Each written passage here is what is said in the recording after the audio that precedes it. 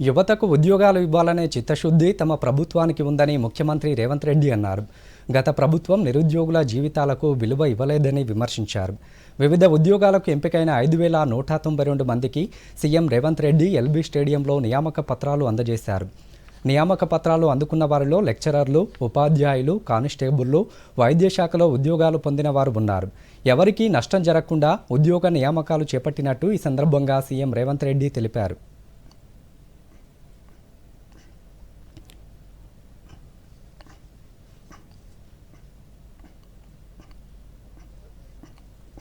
ఇదే కాకుండా 3 నెలలలోనే 30,000 ఉద్యోగాల నియామక పత్రాలు ఈ వేదిక మీద నుంచే లక్షలాది మంది నిరుద్యోగ యువకుల యొక్క ఆకాంక్షలు తీర్చడానికి ఈ వేదిక మీద నుంచే సంతకం పెట్టి నియామక పత్రాలు ఇవ్వడం జరిగింది.